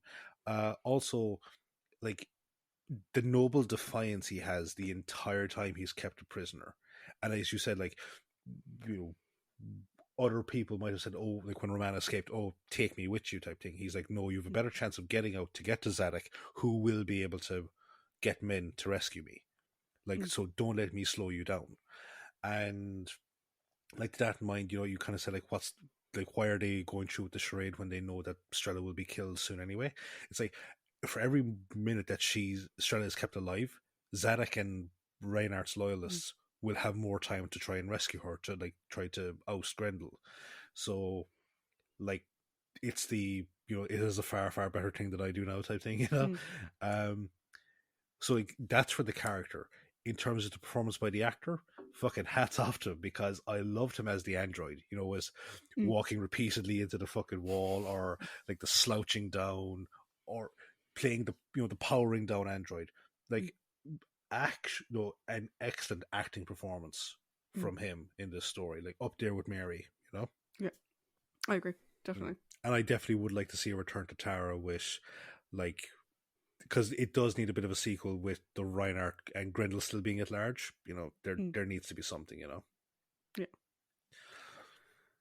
We need like a return to Tara story. Absolutely. So now we have the villains. The villains. So we have Lamia, whatever we pronounce her name. Lamia. And Grendel. So we'll do Lamia first. You almost feel bad for her, at the same time you don't. She is a thundering bitch. Oh, yeah. Clearly out for her own gains in many ways. But she's so delusional in her relationship with Grendel. You keep hoping, because he treats her like shit, you keep hoping that she'll turn against him at the end. And she doesn't. She has clearly chosen her side. You know, you kind of think that like when she gets to meet with the Doctor in private, that she'll turn sides, but she doesn't. And like, you kind of feel bad for her because he treats her like shit, but at the same time you're like, you picked your poison, you know? And you could say like, oh, she did it for love or whatever. There's a limit to that, like, do you know? When the man is clearly flirting with other women in front of you and treats you like shit, major red flags. Like, massive. And the fact that she stays with him when she's given out, do you know? She's given several times where she could turn quote against him and she doesn't. So I'm like, I kind of feel bad for you. And the way you died was horrific. But like, meh. Yeah, like there is a limit to how far the sympathy goes for a character like Lamia. But I'll tell you one thing, Grendel is very lucky that she died, because I feel that she would be the classic scorned woman. Like, that would fuck up his entire plan unless she was appeased. Yeah, I mean, getting to the end of the story, had she still been alive, we may have seen that turn. Yeah, like in Will this, be a turn in her own defense, not a yeah, turn to support Reynard. You like know? in the sort of thing of like, well, unless you swear to marry me after Strella is killed and you've taken the throne, I'll tell everyone what you're doing, type thing. Yeah, Like it really, she kind of reminds me a little bit of what's her name from the Romans, Papaya. Papaya, Mm. a little Yeah, bit. that's who I was thinking of. Like she, Mm, and especially the Quo Vadis version of that character, mm. but also like her hairstyle, it's fucking sinister as hell, and she reminds you of Frau Blucher from Young Frankenstein, just like that, fucking top knot, the weird tight hair, fucking, um, yeah, like it's like when you say like you kind of like, and as well like how she dies, it's there is that momentary sense of sadness, like when they're killed in a crossfire type Mm. shit. But then you realize, like, oh, but this is still a villain. Like, it wasn't even a redeemable villain. So No, she's just a bitch. yeah. But I suppose her lost love now is the next person that we speak about. Okay, Hmm. I need to ask you a question. Okay.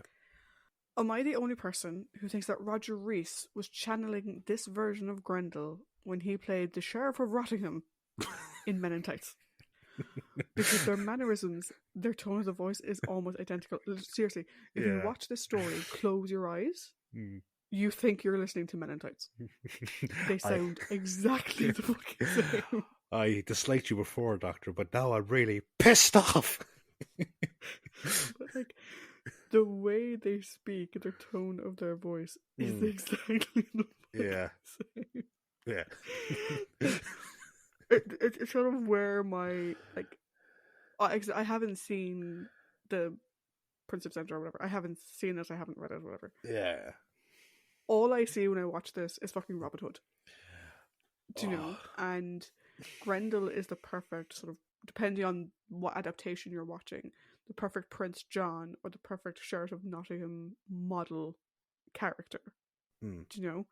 The way he behaves, the way he treats everyone, the way he like the fact that he holds all the pieces and he knows it. Hmm. And he's such a massive egotist. Like, he could have killed off everybody. Hmm. As soon as he captured them, Hmm. no one could take the throne. He'd be put into power. Straight away, no questions asked. But no, instead he wants to fucking torment them by keeping them in cells that are side by side and they don't fucking know it. Hmm. And I'm like, he wants to seem legitimate. Like, oh yes, well the people chose me and I married in and blah blah blah. Even though, even the Archimandrite clearly tells he's full of shit. Oh He's yeah. like, the king is here, and Princess Estrella is here, Hmm. and they're going to get married here, and then he's going to die, and you're going to marry her. Hmm. And you say he's going to die soon. Like, today. Yeah. Suspicious. Yeah. Very Also, suspicious. also, like you said you're going to marry her, as she said that she's going to marry you. Yeah, so, like, I think he's very much, like I said, depending on what adaptation you're watching, he's very much the Sheriff of Nottingham or the Prince John character in a Robin Hood. Stylistically, because I can't get it out of my head now, he does come across like Roger Rees, Sheriff of Rottingham. In terms of his character, he's more like Guy of Gisborne from the Errol Flynn Robin Hood. Because I keep they change every so often, like in the Robin Hood narrative, who is the bigger villain? Is it Guy of Gisborne or is it the Sheriff of Nottingham? Because like sometimes it's like for example, Prince of Thieves, Sheriff of Nottingham is the big bad. Guy of Gisborne is like his incompetent cousin. Earl Flynn Robin Hood, Sheriff of Nottingham is the bumbling oaf. Guy of Gisborne is the serious threat. Men in Tights, Prince John is actually the big bad. Yeah. And Sheriff is the bumbling idiot. And Guy of Gisborne isn't in it? No, he's not in it. Not in it. Yeah. I use so much of that movie. Like like every time I go into a meeting, I can say greetings to all in one and one and all. That's a bit redundant, I know, but I have to watch that again soon. That's such a brilliant film. Wait a minute, let me see the script. I get another shot. Yes, he does. I heard that coming a mile away. Well done, Blinken. Pardon? Who's talking? All right, but anyway. Oh, I can't swim. I'm on the East Bank. I'm on the West Bank. What are you doing up there? I'm guessing. I guess no one's coming. All right. Anyway, my thoughts on Grendel before we fucking change this to the Mel Brooks Appreciation Podcast. Yes, Grendel very much reminds me of, now that you said it, Roger Rees, the Sheriff of Rottingham, and also Basil Rathbone's Guy of Gisborne from the Errol Flynn Robin Hood, which is a fantastic film. It's so good. But absolutely no resemblance to the Peter Ustinov Prince John or the Wolf Sheriff of Nottingham from the Disney classic. But anyway, he's a complete scumbag, but he's so charismatic while being one. Like, it's like there is this immense like you're watching it and kind of going, I hate you, but please be a recurring villain. Be, like, please let me see you get fucked over continually, but at least pose a bit of a threat, because I really like that. He's a great foil for the Doctor. Like, and as I said, the chemistry between himself and Tom is so reminiscent of Pertwee and Delgado, and like and specifically wrapped up in one story, like, it's really good, and like, it's a shame that we never got a return to Tara during Tom's run, because it would have been great to see Tom and Grendel go at it again, Yeah, one of my favorite villains I've seen in a while. Yeah, I'm just reminded of another bit from the special features. They were talking about Peter's performance as Grendel, and apparently Peter and Neville were talking, and they were talking about like playing the bad guy. And one thing you may notice about Grendel is that he tends to do like the bad guy like head shake. Yeah. Whenever he says something at the end of a sentence, he sort of like, moves his head from side to side. And apparently that was an intentional thing. That's what bad guys do. That's why Peter did it. But now, because you mentioned Roger Rees, I'm just remembering him like dapping his hair every so often, But yeah, no, I agree with you. I think Grendel is a character that I understand why David Fisher left it open for him to come back. Because I think a return to Tara story would have been really good. Yeah. And kind of in a sort of Peladon sequel story or whatever. But yeah, I think good villain. Well done. Yeah. Actually, now that you mention it, because like you went talk about the trivia, the fantastical element of all the beasts and stuff like that. This could have been very easily like a Doctor Who version of Narnia, because like Reinhardt could be like Prince Caspian, Yeah. Very much so. Yeah. Come on, Russell. Bigger budget. Do it.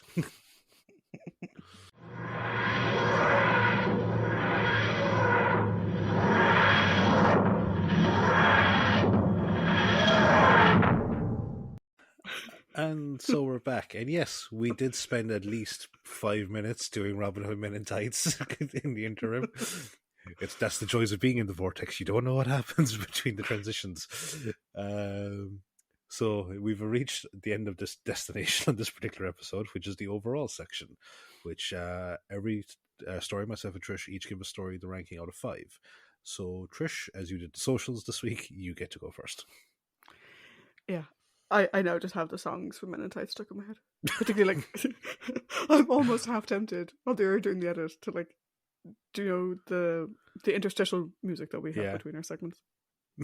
I'm always tempted to change it out for the rap group. The chorus of the rappers.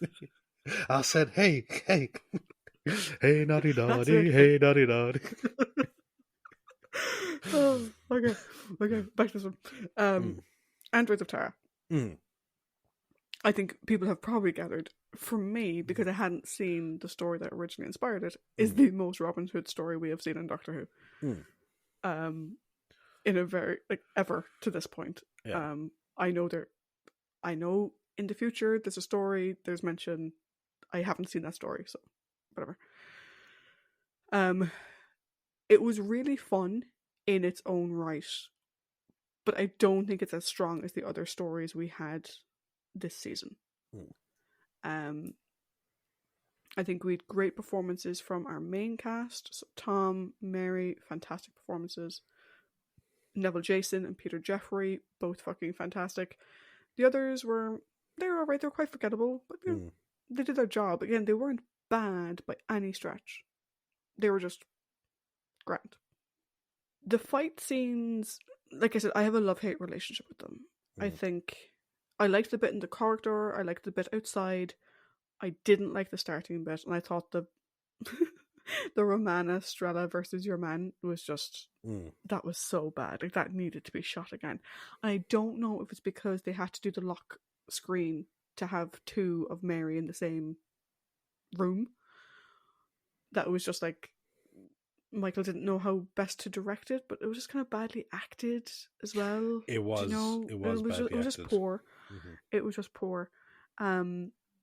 I think Mary in particular, standout story for Mary in particular, in the sense of playing multiple characters.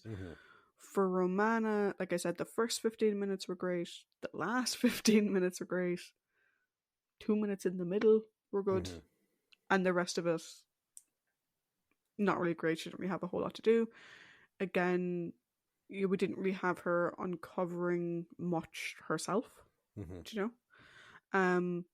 So all in all, for me, I thought it was fun, but it wasn't anything special. So I gave it 3.5. It was fun. Yeah. Grand. But in my mind, nothing to write home about, unless you want to watch a Robin Hood story, in which case, yes. Yeah. Here you go. Silver platter. Off you go. Yeah. So I agree, because I knew of The Prisoner of Zenda, but I've never seen it and I've never read it. So it reminds me of, as I said repeatedly, Errol Flynn's Robin Hood, but there's also an element of Man in the Iron Mask in there, you know, kind of. Yeah, a little bit, yeah. Now, one thing I will say is that, like, I asked the question last week whether David Fisher could do two good stories back to back in a continuous narrative. I think he did. I think he did. I think he was. His writing was consistent. His characterization of the characterization of the guys was consistent, which is great. So like, I think that he's a success story in this regards. But I don't think it was as good as last week. Like Stones was a 5. As I said, I gave it a 5. You gave it a 4.5? 4.75. 4.75. Yeah. It's not as good as last week. It's not, and I agree. The tertiary characters not particularly inspiring. Mary was great in this. Mary was fantastic. Romana, unfortunately, didn't get to do a whole lot other than help expand Reinhardt's character, which isn't a bad thing. No. But, after seeing her do so much over the last 3 stories, taking a foot off the brake, you don't really want to see it, especially when she's got such a short span on the show. One thing, though, that really, it just added nothing, was this backstory and these references to, we don't trust androids, and the plague wiped out 90% of the population, so we had to rebuild the population using androids, and we don't trust them. It's like, well, clearly they haven't overthrown you yet, so I don't get what the fucking issue is. Also, if you're so concerned about androids taking people's places, build a fucking scanner that flags something. Like, Loki did it. Yeah, Jesus Christ, do Blade Runner. Are you a robot? Do people often not know if they're robots? Just fucking Blade Runner, just like, but no, like, I just thought, like, that exposition, like, it added nothing and it made no sense. It really didn't. It's like, you can still call it the Androids of Tara and just have it be, we have life model decoys, for nobility. That's all you have to do. You don't have to, like, the secret tunnels and the thing. It's like, oh, it was for the royal family to move around during the plague. Why isn't it just an escape avenue for the royal family in event of a siege. Or that backstory, that's the one criticism I have in terms of David's story writing in this particular thing. Made no sense, and it added nothing. It really didn't. We were talking about we don't want an android on the throne. It's like, well, the android has done nothing to give the impression that it's going to take over. It's not showing Skynet-like tendencies. So, yeah. But overall, though, I think everyone is having fun. Good performances, mainly from our, as I said, great performance from Mary, great performance from Tom. K9 is great as always, but Neville and Peter are really the standouts in the supporting cast. Really, really good, and you could nearly see them actually doing a proper version of Prisoner of Zenda and just have them be in it and play their respective characters. And I'd watch it. If those two guys were in it, I'd definitely watch it. Or if Mary Tam was in it, well, I'd watch it. I went a small bit higher. I went 3.75 because it didn't crack a 4. It didn't. But I was like, no, there's a lot of fun to it. I wasn't bored watching it, Yeah. Because it goes pretty fast, I think. I think the closest I got to being bored was just that fight scene went on a bit too long. Yeah. But other than that, it was great. So just to give you, again, because we're doing... I know we shouldn't be comparing seasons and stories, but, we started doing it, so I'm just going to keep doing it. So the current average for both of us now, because I gave slightly lower last week and I gave higher for... It's balanced out. Anyway. Yeah. So we're at 4.31 on average, which still has us higher than Keys of Marinus, which is a 4. I said last week that Keys of Marinus isn't really the comparison anymore. The comparison now is season 12, which was Terror of the Zygons, Planet of Evil, Pyramids of Mars. Android Invasion took a sizable dip. This has also taken a dip, but not as much. No. Android was a considerable jump for both of us after Pyramids, and this hasn't been as much. But just a reminder that for season 13, the seasonal average was 4.17 for you and 4.21 for me. So we are still above that average. We're still trailing behind season 12, though, which was 4.45 across the board, because season 12 is... Is season 12 our highest season, or...? I believe so. Oh, no, season 6. Yeah. No, season 7. Season 7. Yeah, John's first season. John's first season. Which, I know obviously I do the average, but John's first season did only have 4. Yeah. Whereas the others have 6. So, I know I do the average of them, which should cancel that out, but... But one 3.5 in there can tank. It has the same number of episodes, though, because it's 3 7-parters and 1 4-parter. But the thing is now it's going to be interesting, right? Because the next 2 stories, well, I think specifically the next one, doesn't really have a great reputation. And then the one after that, there's a kind of disagreements over whether it sticks the landing for the overall season or not. So it would be interesting to see if we are getting into what season was it that started off really strong and then it just fucking kind of nosedived? The preceding season. Sorry, season 15. Yeah. So it'd be interesting to see if we're going to enter that territory. But I think we've got 4 stories here that are actually really, really good. Yeah. Yeah, and it's a slight dip. We say there's a dip. I mean, we score these stories out of 5. We gave this story 3.5 and 3.75 respectively. We basically gave it 70 to 75%. That's not bad. It's not by any stretch. No. Do you know?